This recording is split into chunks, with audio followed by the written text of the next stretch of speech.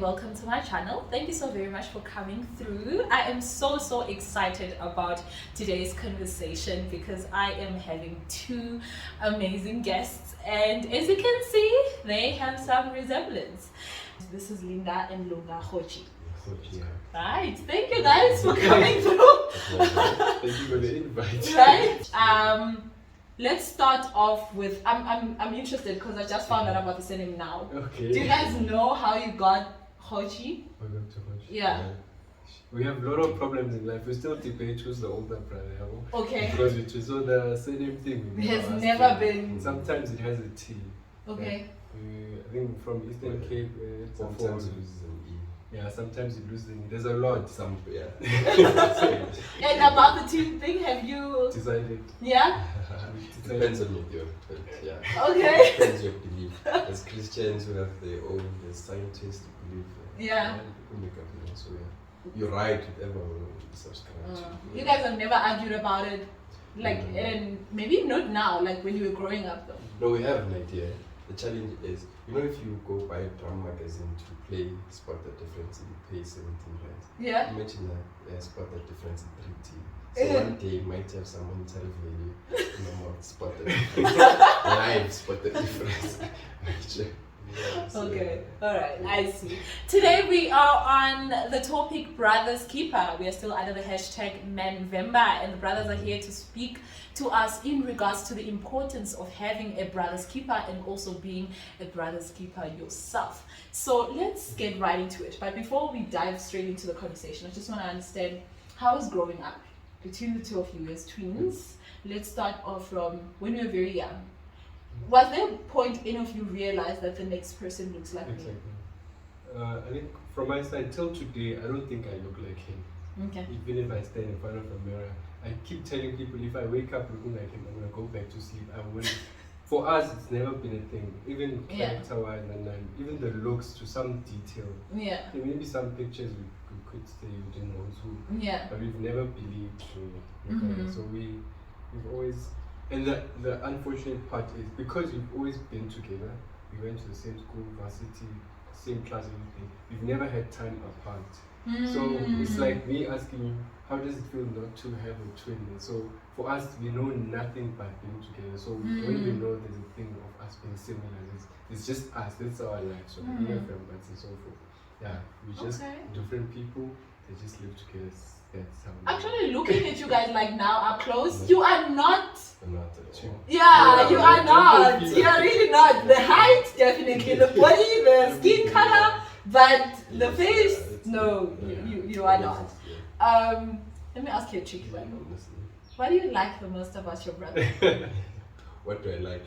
No, let me start off with what don't you like about your brother? That's the tricky one. Okay, but let me answer both questions in one. What do I like and what don't I like? One thing I don't like, but I do like, I think he's one of the best singers I've ever had. He's a good singer. Musically, he's quite good, but he hates music. So that's one thing I hate about him. I think he could have been a good vocalist, but he never ventured. Just doesn't want to venture into it. So that's one thing I like and don't like about him. That's just true. Why? No, I don't think hate is a big word. Yeah. I think interest.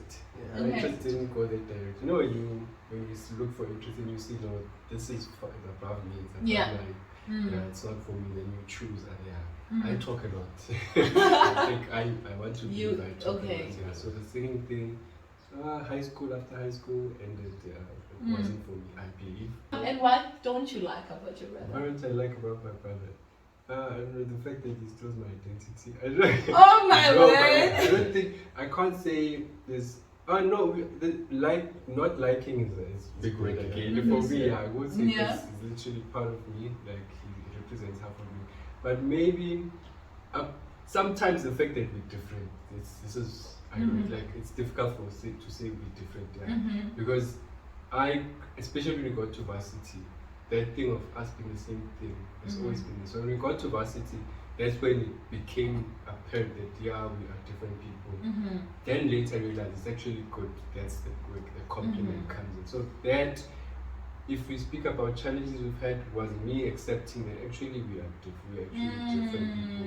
Yeah, because we were raised up in the same family, church vibes and all that. So when we grew up, we started see how he thinks we were meant to be singing, then that's when we started identifying, no, it's not my route, that's me. Yeah, so that part, sometimes the fact that we twigged, I like it, I want it to happen throughout the board, so he can be me where he is, but I must admit he is not me sometimes. The reason why I ask this question is because it's so easy for you to be a brother or sister's keeper to someone who does things that you like. You know, someone who practices certain things that you agree with. But the minute someone does something wrong, you know, you distance yourself. Has there ever, even though you might not share a particular incident, where you felt like your brother did something that you don't agree with, and you had to protect them? Okay. And you wanna come in? I think it's the point that I've been thinking about. But the fact that we carry the same face means you can't distance yourself from the act. For us, that's where, the fact that we speak about brother, that's where it starts for us. If he does anything, he's responsible for the face. He looks like me. It's easy to say, the Rojie twins did this. So we then had to realize that we are different, but we represent the same face. Our disadvantage in life is that, you know, sometimes when you grow up, you represent the family where you are. That's true, you live your life thinking, hey, my parents must be proud. But for us, you represent a face, literally. If he messes up, if people confuse him for me, I did the act. So that's where it comes. So you must love that person because he's you. So then it becomes easy to forgive because there's no way I could have done that. But if you see your own face doing that, you start believing, oh, it's a human element, and you forgive because you must correct and move on. So if you can't, I think now when we take it to the whole concept, right, if we can't identify each other as family to some extent or as equals, it's easy to judge and cast out each other. But if we were to realize that actually we're all human, building up this, for us we are building a face. In a human realm, we are building a fraternity of humanity, brotherhood and whatnot. Then we start forgiving each other. Then we start realizing, no, mistakes do happen, but at the end of the day, the compliment must come in. This person is still in the same. Doesn't make them any different from who I am. They just faltered, but they still carry the same mission, still purpose that I have. Then you start seeing people different. You judge them less because you understand, you know, it's how we forgive family members easier than people outside because true. The family name. So if you put that across the board, think of everyone in that room, we would not judge each other because we have compassion. This is me. For us, this is me who did this. Let me be more lenient. But once we don't see each other as fellow human beings, it's easy to cast each other because we don't believe, hey, this person has emotions. But when you've learned yourself, I have emotions, I know how I felt before, you become less hard to the person in the future. So I think, that's how I love that. When God says, I love your neighbor, is you love yourself. The same patience, forgiveness that you would give to yourself, you must also apply to the next person. Luca, let me ask you, have you ever experienced a point where, it might not be from your brother actually, from the outside, where you did something wrong and you felt you were not carried by people that you were hoping could carry you, or you saw someone experiencing that? If I've not been in a situation like that, that's one I think that's really hard to answer. In this life, I've then made a number of friends outside, and these friends moved to a closer circle and also became brothers. Now, this whole became more than friends, and now they're brothers. And now the same patience I'd exercise within, the same patience I'd exercise with these people. Now that's why I like the question, what don't you like? And there's certain things I really don't like about people I've made friends of, I've now look at as my brothers. But then now, because they've moved to this closer circle, I can't just now walk away and say, no, I have a choice. I don't share blood, I don't share face with them, and things like that. But there's something about brotherhood that moves with just being friends. Here's the hardest part to protect them. When you now have to tell them, I don't like what you did, or I don't agree with this method. And sometimes protection comes to a point where you don't even say, well, that thing I don't really agree with it. Because you know how they'll respond, and you keep it to yourself. And now that doesn't make them less of the brothers. Like, that's the hardest part when you have to protect the person when they've done wrong. From the public, it's easy. But sometimes I need to protect them from myself because I know I can raise this, but I might not be able to articulate it the way they might understand. Might be a bit hype at the time. They think they're right, or they believe they're right. There's nothing wrong with that. But now I have to raise it. And at some point, I need to just take it back and keep it myself. But that then later does not end up in I can't be friends with this person. This can't become my brother. The person still remains my brother. So I'm not sure how then to one. Maybe in this channel, someone can tell us that type of protection. How does one then deal? How to find where the kind of protection when you just have to keep quiet. Just mentioning it. I see what you mean, and that's just dealing with those that we are in close proximity with. Let's talk about people that we are not really close to. We can say our fellow church members. Do you guys feel like we have done our part as brothers to keep the next brother? Are we doing enough in the church? In the church. Yeah. I think in the church we just run some sophisticated daycare centers on Saturdays. Like, there's a place where we can go and sit and chill, but we don't really know each other. There's many unhumane things we do inside the building. Before we even open the Bible, but we unconsciously let the next person know what don't come close. Don't, like, the things we do unconsciously have just stemmed that. I mean, it makes sense. I can't only see you on one day. What am I eating the rest of the week? Like, we're unable to tap into that space. The church is unable to tap into the space where I genuinely want to know how are you? Hi. How are you? I doubt you even ask. I think we should maybe take back, or it's nice to be here. We should emphasize the questions such as how are you, and genuinely ask the person how are you, wanting to know how they are. Because the more we ignore that space, the more we actively kill each other. I'm passionate about young people who are education space and things like that. I'm glad many of our young people are going to that space. A young person will go for 4 years to a teacher institution, and then an older person in charge will come back and ask, can you get that meal? And things like those unconscious, like those smaller things that lady could have asked in that young man in his first year, with, what's that? How can I help you? I'm in this department. This thing you're studying, I think he's in that field. Those things don't happen in the church. And then I question, what kind of community is this one? Is it more interested in moving in the next world and not really have an interest in this world? So we're doing everything that keeps us, or that will check us present in the next world. But in this world, that's my view. I like the point that you brought to say it makes sense. It's one day. You can't ask me how I am doing on Saturday when we don't have a relationship during the course of the week.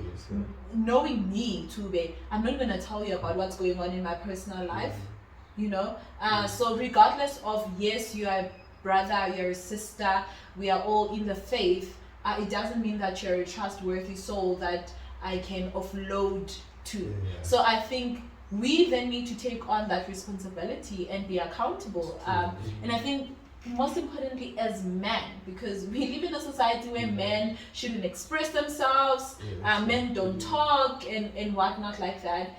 And we can't expect a man to just tell you, no, andiko right financially, yo, yazi, I'm running out, just on Sabbath, when there's competition about who's dressing this and who got the new car. Also, it's not that one day is not enough. I might misinterpret you saying andiko right. I'm like, I can't help you. So I can't just wait and listen, just to stand there and listen to you speak. But there's not enough time for me to. I'm just ready to feel that mommy. Here's another one. I think, what I would say with all this, have we done enough? And I would start by saying, in our definition of church, we've either redefined what community is, or in the definition we threw out community. Because church is literally a checkbox exercise. It's an exercise that I've brought my tithes in, I'm here at Sabbath, I've sang hymns, I've listened to a sermon. Beyond that, there's no longer a community. So if we don't have the community sense, we're not going to filter down to family. Yeah. And you filter down the church family, then you filter down the fraternity, the brotherhood, the sisterhood. So if this community thing is not well defined, you're not going to get to the level of brotherhood, because the community definition is here nor there. It's neither here nor there. It's everywhere. So I think that's where the challenge is. Going to church is an exercise. It's not like so that's why we're seeing young people leave the church. They're not leaving the church because of the doctrine. Yeah, it's not the doctrine that's the problem. One person says it's always about how we interact with each other, and it's got to, because they're not leaving to stay at home. They're leaving to join another community that accepts them. So once we accept each other, which we will not be the same people, we must complement. We must accept each other. We must mend each other in like, not harshly, but in correct ways. Not saying we are right always, but there's ways where we build this thing. We're not always going to be right. There's going to be inputs from even the least among us that we must take into consideration, because it's not perfect, but it's the majority of contributions that make it work. So that's where I think that's the point out of the community part of it is. With what you just said now, comes to mind to say, what are the non-verbal acts that usually we communicate that say, I'm definitely not a brother's keeper. Like, I don't care about what's going on, without even saying anything. Like, what do we do mostly that even if Ulinda has a problem, I know I can never go to Brother Police because this is him. So that anyone who is listening in and they maybe have that trait or that behavior, they can go back and reflect and say, I need to change this. Like, I need to be a bit more approachable. The fact that we must be elected into positions before we can show we can do things. The volunteerism has done in the church. What makes these other movements succeed is because people volunteer through passion. And there's this other one I want to mention, it's living, it's dying, but it's living because the passionate people are volunteering their energies, even when they don't get payment, remuneration, but because they're passionate. For us, church, I'm waiting to get that person, and I'll show them how good I am in that field. But once you are not there, you're not active. You just, so maybe I could be wrong, but it's part of that. So the fact that we are waiting to be recognized in a position instead of being, if we work on the ground, I don't want to use those terms, but if we work through passion, like doing what I'm in a community. In the community, there are kids that need help. Before it gets announced, you must be able to identify it from the point of privilege. If you are privileged, it's easy to know where there's no privilege and you come in. Before you get a position, then you must be community service leader before you can start buying food parcels. But you know where you sit with, I'm privileged, but that we're not at that. So those things tell you, no, these people are not a place where I can bring my problems, because they are just minute exercise where we're just going to put it down. This is what we did for the year, and we assisted 1, 2, 3. There's a list, we're record keeping, but there's no real. Let's go to the issue of students. Like we don't. When you are young in the church, you're not taken seriously. Come back with the qualification. Then you start becoming. Then you ask yourself, is it because I must start tithing now that I have a place? But before then, you have no opinion. Your opinion don't matter. It's not even an issue of ageism with older people. Before you even get to ageism, the way you are accepted into this community tells you, if I have problems, this community is just going to use me for statistics. It's not going to use me to build. I have no place here. So it might not be practical, but somewhere there is where our problem is, and that's why we are unapproachable. Those are the things that make us unapproachable. Because it's clear, we can see this is it's a worked out exercise. It's not coming from the heart. We're not doing this out of genuineness. We're doing it because, like I'm a Pharisees, we're doing it to show that I can keep the law, to show that I can look like a good Christian, to show that I can dress the most tailored suit. So it's genuineness is easily picked up. People don't need to hear you speak, but from action you can feel genuine. encounters, genuine people, then you come offloading. When you are free, when you feel in a commit, then you give yourself. So those experts, I might have been too vague, but I'm somewhere. I think one other act, or one of amongst many other acts that showed, or that just show you, now I'm not my brother's keeper in the church, is the readiness to always call out the next person. Like, it's easy to identify no wrong. And that whole, I will tell this one, like, this is wrong, it must be. And the person is, okay, people do, at some point you must be guided every now and then. But not everyone can then be able to guide it. Not everyone must be the one who guides. They should. And guiding should not, is not, you don't use one method to guide. You look at the person, you identify, okay, or is weak when it comes to 1, 2, 3. You then go seek clarity to how do I then address this and things like that. I think when you do that, there's some form of caring for the next person, and when you realize of this act that they've performed is wrong, the attitude is not to ensure that now they continue in right acts. No, the attitude should then be, how do I then save this person from continuing this wrong? But that correcting each other is not about moving you from that wrong space. It's about showing you, I'm right and I know better than you. It's way more than the person who's in the wrong act. I think the picture of the lady standing with with the man having bricks ready to stone her is what we don't have. Like, we say the story, but we don't identify ourselves as the lady or the Pharisees with the rocks in their hands. Well, I think we picture ourselves as Jesus. I think we are those ones who are waiting to stone that young person. And now and then we alternate between the lady and the stoners. But sometimes we forget the role of the stoners. If the stone must be thrown, we will definitely throw it without forgetting. We also have our wrongs, and who's calling us out? Like, okay, let us call when there's a wrong. There's a participation in that space of being wrong. Let it be called out, of course, that's right. But let there be some form of care. When I've called this person, what have I achieved? They've stopped that, but have I lost the brother? Have I lost the next person? So that whole readiness to call out. Or you find someone knowing what I'm wrong and I'm not supposed to say this. They'll stand and say it and retract. Just say message sent. Someone knowing what this might be distracting. I'm still going to stand, say it, and then retract.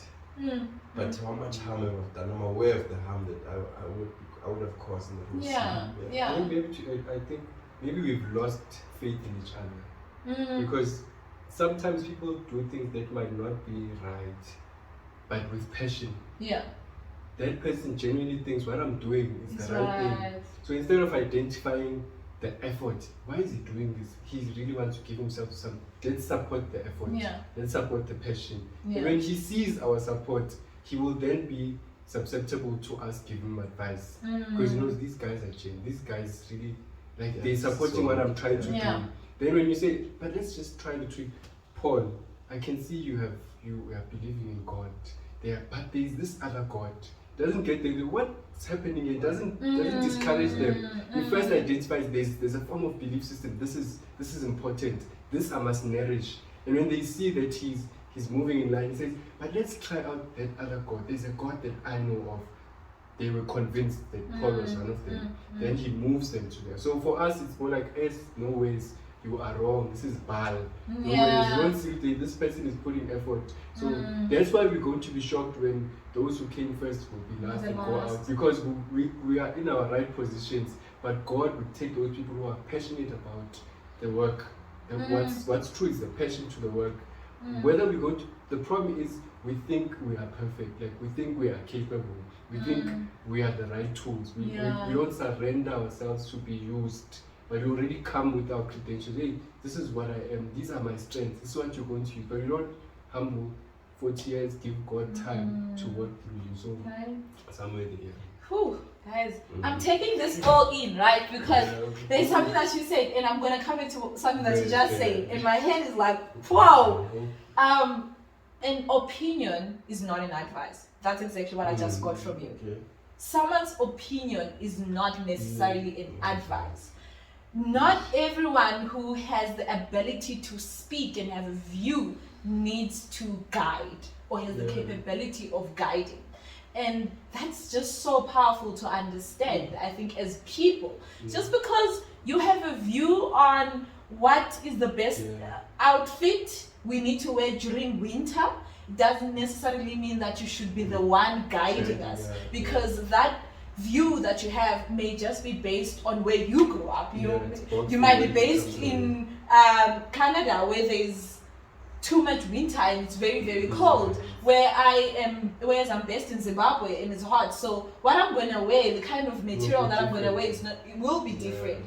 So as much as we may share the same principles, we may be in the same church, we may be coming from the same community, we are shaped differently, we are formed differently, we have been influenced differently. So before I give an advice, I like what you say. Let me get where you are coming from, right?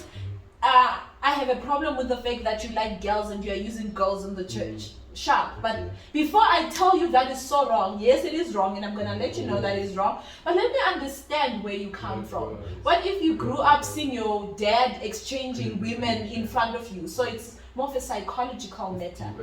But we are ready, but we are ready to stone one another and whatnot. And I think it's worse for you guys as men, because you can't. Very few men speak about molestation, about abuse, and these are the very men who are very serious in church, and we think we go to this person, no, it's very serious and focused on God, but they're running away from something, and eventually they fall off the wagon, and we are, instead of finding out where did this all start, where did he go wrong, where did we go wrong, no, we just ready to hammer, and because more damage.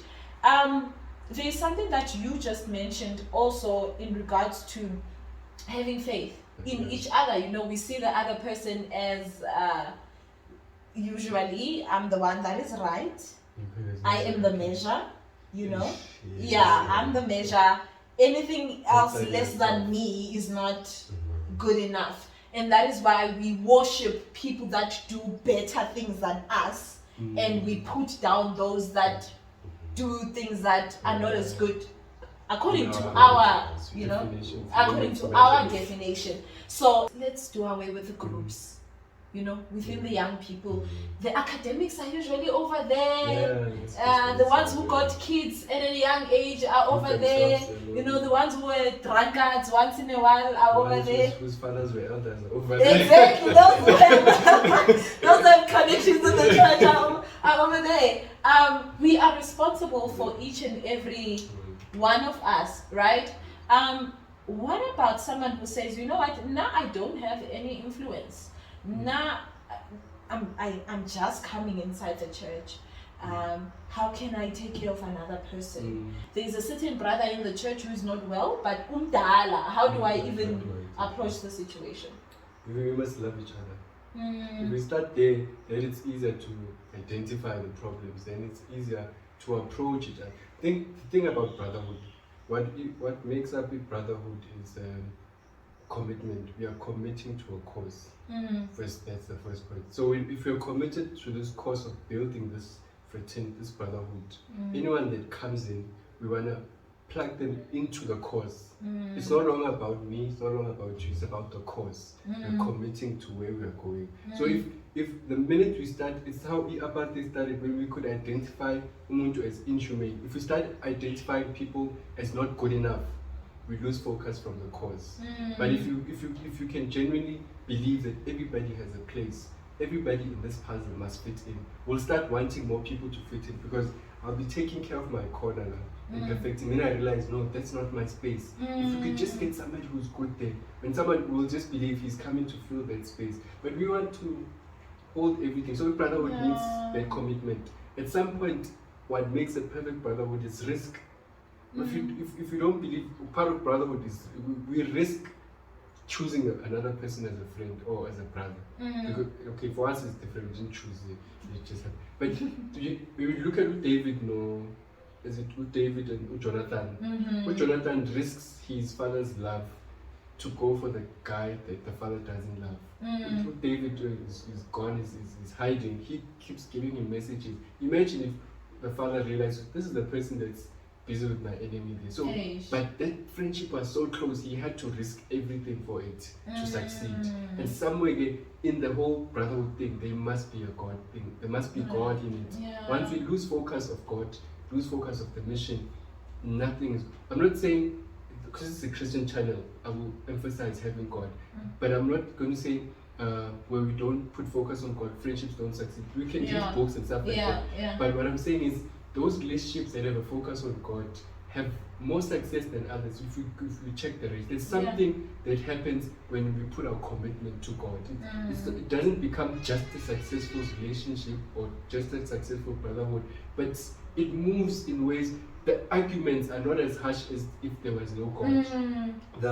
The strife, the challenges, there's challenges, yes, but if you invite God in, it becomes easier to handle them, because that brotherhood has someone that's actually good at everything, that actually has power. So you start believing, no, somebody's handling out. But if there's no God, we keep relying on each other, but we just human, we have limitations. And then at the bottom of it, then there must be that love. And when that love is in, all the other things become secondary, they fall into place, because we've built up this brotherhood. When a new person comes in, we look at them in love with your God love.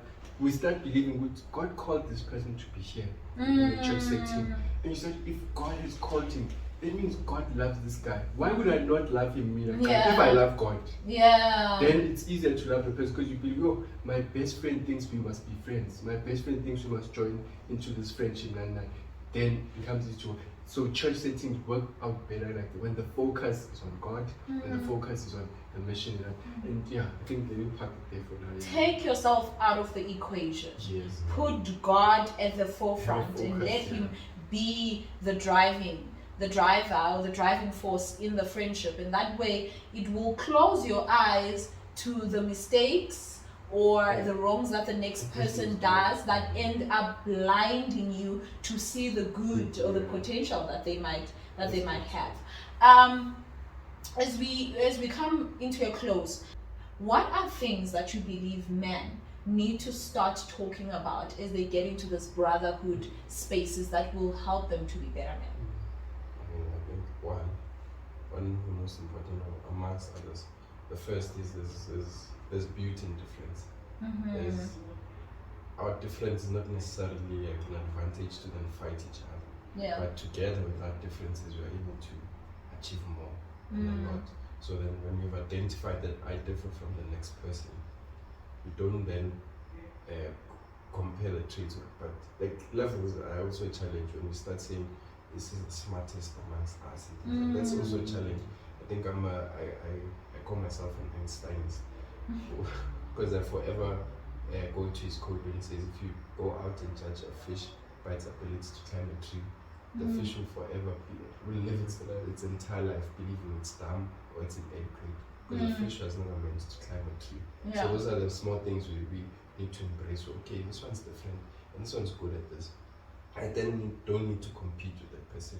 I'll compete with him if the person is viewed as an enemy. But if the person is viewed as my brother, it's easy to then say, I have an advantage. I have a person close by who can help me with 1, 2, 3. And equally, they know, so it's never about who I am. But I think when there's always a bigger goal, or okay, as we are, what are we hoping to achieve together? When we've seen that goal, then it's easy to come back and say, no, moving towards that goal, we're at point A. And at point A, the types of skills you need are carried by one, by brother 1, 2, 3. And then they lead us to the next point. And when we still focus on the goal, it's easy then to move to the second section of this challenge that we have to say, no, in this challenge, this is what we need. The skill set are carried by 1, 2, 3. And we're not competing with each other. The goal is still the same. And that's the only challenge we're looking for. The challenge is not the person next to me, but the next next to me has the weapon to deal with this challenge that we face as we move along. But when that goal shifts and starts being next to you, then that's when you have a problem. When the target is the person whom you have to contact. So when the target shifts and then there's casualties just next to you, I think So there's beauty in difference. There's lots of beauty in difference. Let's embrace our differences. If there's difference, embrace the difference. Number 3, you can never embrace the difference when you believe you possess all traits. I embrace our inequities. I should sometimes accept that this I cannot do. If I can never get to that point, I'm a problem to these ones who are next to me. I'll forever be in contest with them. Or now I can do it. Let me do it. So those are the 3 things I'd like to put out. What would you say? I'd say let's write the bro code. We always speak of bro code like with friends, but it's neither here nor there. But let's write the bro. From us, I think from us being twins, how do we succeed? The fact that we have accepted that we're different, but that helps us complement each other.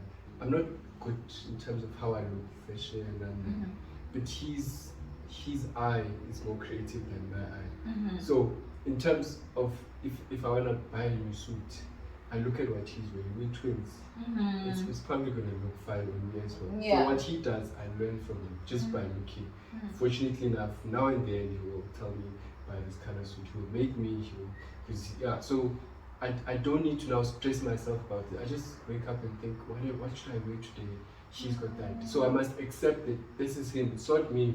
And for us, it was lucky. Like, I don't know if it's luck, but it was part of our, we had to work together. That teamwork thing, we didn't learn it. We were working and we had to teamwork. But we realized it's because we can't be everything. He becomes the other half, I become literally. So with life in general, that's how we succeed, when we identify people's talents and let them in our lives to help us out where they can.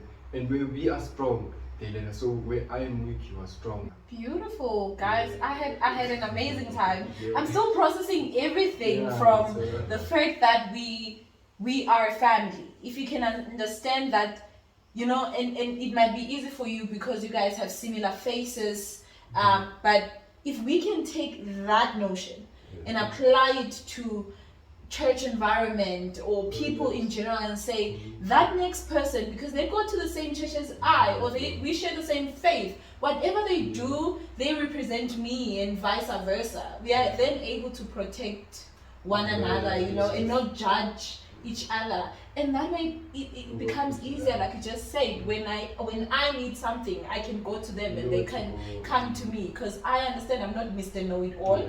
I don't got it all figured out, and I don't need to compete against anyone except myself. Challenge myself to be better every day, not the next man, right? We all need brothers. Jesus showed us that when he brought the disciples to him. Couldn't do that alone. Right? We can't do it alone, and it doesn't matter whether it's your career, it's the church life, or it's your personal life. One way or the other, you're always going to need some sort of support system. And I think my advice to any young man that's out there, because I know how difficult it is for men. Guys, I'm around men. I have, I think, the most brothers any girl could ever have. And they don't talk. Men don't talk. Everything is fine when it comes to men. They got it all figured out.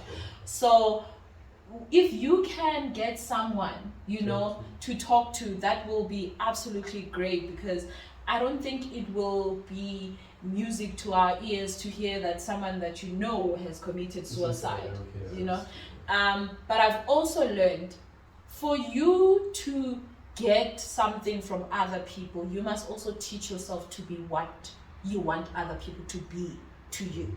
I don't know if I'm saying that right. So if you would like to have a brother's keeper, start off also by being a keeper of other brothers yourself. Should it happen that you trusted someone to be a brother's keeper in your life and then they disappointed you, kindly don't hold a grudge. Kindly don't hold a grudge. We are humanity and we are bound to disappoint. The only person that doesn't disappoint is Jesus Christ. So do not hold a person on a great level, and think that they are perfect.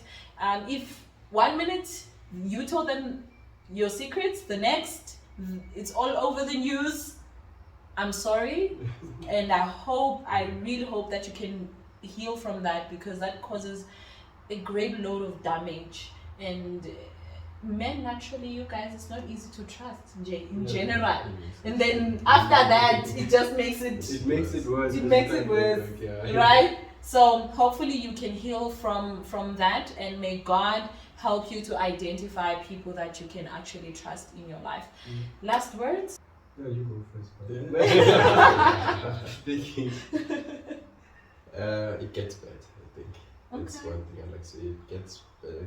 Yeah, it gets better. Tomorrow is not guaranteed, and things do happen. Like, the worst of things happen. You feel like the world's against you, and you feel, no, now it's the end. It's the end. But there's a tomorrow, and it's way brighter than it is today. Tomorrow might have a difference in duration of every one of us, but there's a better day. So let's hold on and let's face the next day and see if things don't change. I'm not closing out any challenges people go through. It's where a lot of things happen. People go through a lot of things in the world, things that they can't even talk about, or even explain. You sit alone and but how will I even start this one? But it gets better. Brotherhood in itself, like friendship at a level of brotherhood, is not just a relationship of convenience where you are just benefiting, but conveniently enough, when it works out, it helps you go through life. So if we make these bonds, like if we invest in making these bonds, our life will be much easier. But we must realize it's not going to be easy. We don't choose friends because they are like us. We don't choose people that are like us, but it's the people that are not like us that will make us realize how we can improve ourselves. Like if we were all the same person, life would be boring. It would be boring. Yeah. But luckily the difference makes it work. If we could start seeing each other and believing you have a friend in me, and now display a sense which whenever you're in a problem, you have a friend in me. Be friends with each other. Let's not complicate it. Let's start by being friends. Like look out for each other. Genuinely care. Then it grows. We'll have a tight bond. But let's be concerned about it. The same way you wake up and ask yourself, what am I going to eat today? What is the next person eating? How am I getting through life? If you ask yourself that question, imagine a friend out there that's yours.